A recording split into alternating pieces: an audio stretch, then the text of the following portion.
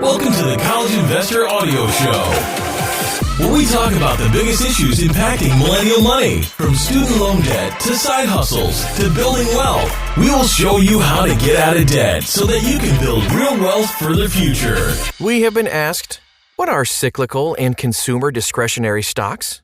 So we thought we'd put together a podcast for it.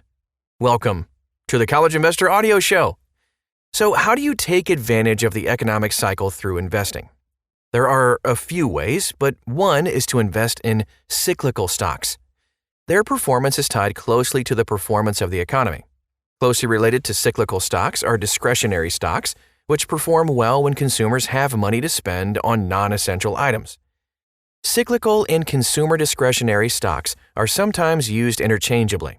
However, the main difference between them is as described in the previous paragraph. In practice, though, you'll often find one stock straddling both groups. Economic cycle. Cyclical and consumer discretionary stocks closely follow the economic cycle. So it's important to understand the economic cycle and how it works before we talk about these two groups of stocks. The economic cycle is basically the boom and bust cycle of the economy. Although the boom and bust parts can be very subtle, there are four parts to the cycle: trough, expansion, peak, contraction. The cycle runs through in that order, but no one phase is considered first.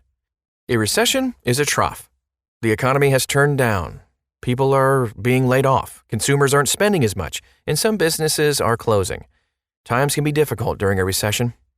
Expansion means the economy is coming out of recession. Things are looking up. People are being hired again. Businesses are expanding and investing in capital expenditures, i.e. CapEx, and consumers are starting to spend more. Expansion leads to overheating and eventually the peak of the economic cycle. At the peak, consumers are spending as much as they can. Employment has reached its zenith and prices have increased due to demand. At the peak, high prices will cause consumers to pull back on spending. As spending slows, businesses lower prices, compressing profit margins. As profit margins decrease, companies look for ways to cut costs, which leads to layoffs. Now the economy is in a contraction.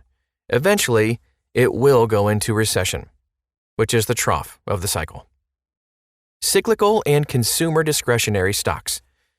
Okay, so cyclical stocks are called cyclical because they follow the economic cycle. Cyclical companies produce non-essential or non-durable products. While the economy is expanding and consumers have money to spend, they'll buy non-essential products. Once the economy begins contracting, consumers will spend less on non-essentials, maybe even cutting them out entirely. The ability for consumers to spend on non-essential products is called discretionary income. It is the income a consumer has left over after they've purchased all essential products and services such as food, rent, electricity, and local travel. So some examples of cyclicals include new cars, automobiles, retail stores, furniture stores, airlines, hotel chains, and luxury goods. So all those sectors will perform well during a growing economy, like an expansion. As consumers get laid off or jobs become scarce, contraction, recession, they'll have less to spend and will postpone spending on non-essentials. Their spending will instead go towards less economically sensitive sectors. This is called sector rotation.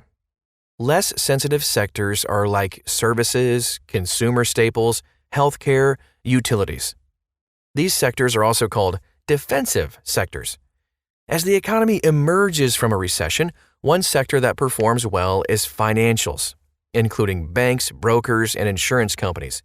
Eventually, non-essentials start performing well and ride the expansion phase up.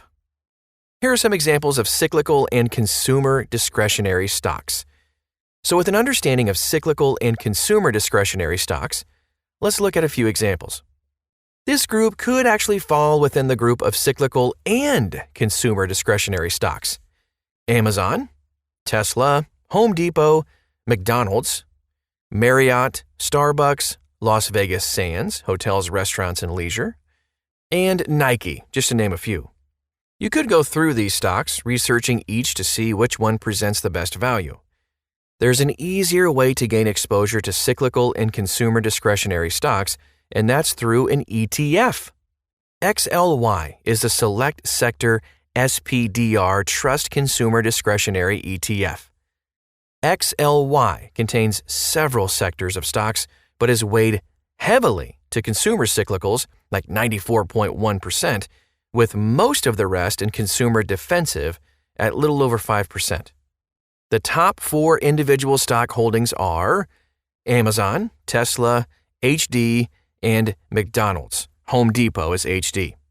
So as with most ETFs, you'll pay a small fee to hold it. However, it can be less than the commissions you might pay by buying and selling the same stocks. If you're considering the XLY ETF and buying some of the individual stocks in the ETF, keep in mind that this will increase your exposure to individual names. For those who stay on top of the economy's pulse, cyclical and consumer discretionary stocks are a fantastic way to gain exposure to the economy's direction. These groups should do well during the expansion phase and be underperformers during the contraction phase.